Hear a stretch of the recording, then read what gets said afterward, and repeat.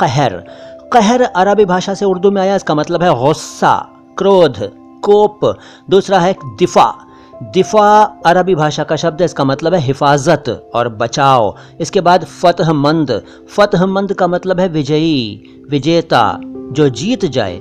और इसके बाद जुल्फ़िकार, जुल्फ़िकार हज़रत अली की तलवार का नाम है। और फिर तेग़, तेग़ तलवार को कहते हैं। इसके बाद जांबाज, जांबाज फ़ारसी से उर्दू में आया, इसका मतलब है जान की बाजी लगाने वाला। इसके बाद कहत साली, कहत साली का मतलब है सूखा, अकाल, और हिंदी में दुर्भिक्ष भी कहते हैं, दुर्भिक्ष। इसके बाद जंगजू, जंगजू फ़ारसी भाषा से उर्दू में आया, इसका मतलब है लड़ाका, फौजी, योद्धा। फिर है मकाम, मकाम का मतलब है जगह, प्लेस, हिंदी में स्थान। फिर है खेमा, खेमा अरबी भाषा से उर्दू में आया, इसका मतलब है टेंट यानी कि तंबू। फिर है जिरगा, जिरगा एक तरह की पंचायत को कहते हैं, पहले ये कबीलों में हुआ करती थी, अभी भी जहाँ कबीले हैं वहाँ कहीं कहीं होती है। इसके बाद है मुहाफिज, मुहाफिज का मतलब है हिफाजत करने वाला, रक्षा करने वाला, रक्षक, गार्ड कह सकते हैं। इसके बाद आमद, आमद का मतलब है आना। फिर बाइसे शर्फ, बाइसे शर्फ दो शब्दों से मिलकर बना है, पहला है बाइस, दूसरा है शर्फ। शर्फ का बाइस इसका मतलब है, शर्फ का मतलब इज्जत और बाइस का मतलब वजह, इज्जत की वजह, बाइसे शर्फ। फिर है ख्वाबगाह, ख्वाबगाह बेडरूम को कहते हैं, हिंदी में शयन कक्ष, बेडरूम, सोने का कमरा। इसके बाद ज़रर, ज़रर अरबी ज़बान से उर्दू में आया, इसका मतलब है नुकसान यानी कि चोट, और ख़राबी भी इसका एक मतलब है। फिर क़ुरबत, क़ुरबत का मतलब है नज़दीकी यानी कि निकटता, क्लोजनेस। फिर विराजमान होना, विराजमान होना तो हिंदी का शब्द है और इसका मतलब है बैठा हुआ होना। फिर महसूल, महसूल अरबी ज़बान से उर्दू में आया, इसका मतलब है किराया, भाड़ा। इसके बाद आली जाह, आली जाह अरबी ज़बान से आया, इसका मतलब होता है महामान्य, ये तो हिंदी में हुआ महामान्य। असल में यह है बहुत बड़े लोगों के लिए इस्तेमाल किया जाने वाला लफ्ज़ आली जाह।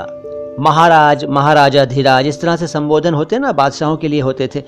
तो आली जाह, बहुत ज़्यादा इज्जत देना हो तो आली जाह कहा जाता है। फिर कलीसा, कलीसा कहते हैं चर्च को यानी कि गिरजाघर।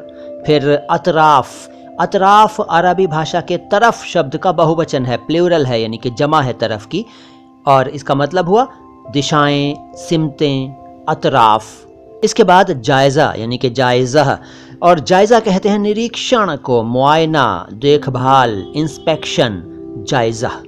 फिर सलीबी जंग, सलीबी जंग कहते हैं धर्म युद्ध को, क्रूसेड्स। असल में पहले ईसाइयों और मुसलमानों के बीच काफ़ी जंगें, युद्ध होते थे, उनको सलीबी जंग कहा जाता है, सलीबी जंगें, क्रूसेड्स।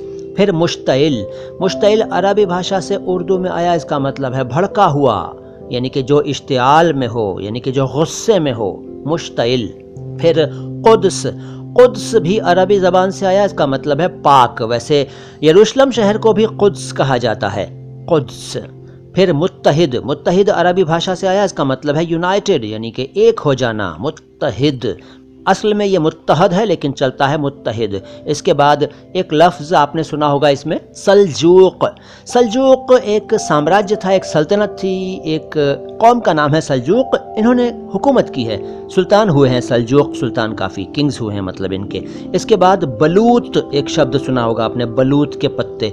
बलूत क्या होता है? बलूत एक पेड़ का नाम है, अंग्रेज़ी में इसको ओक कहते हैं, ओक, और अकौन भी कहते हैं, अकौन। ओक के लिए OAK लिखा जाता है और अकौन को ACORN, अकौन। बलूत, बलूत के पेड़ और इसके पत्तों वगैरह का काफ़ी इस्तेमाल किया जाता है, काफ़ी मशहूर और काफ़ी फ़ायदेमंद पेड़ है ये। इसके बाद नामूस, नामूस अरबी भाषा से उर्दू में आया, इसका मतलब है मर्यादा और इज़्ज़त, नामूस।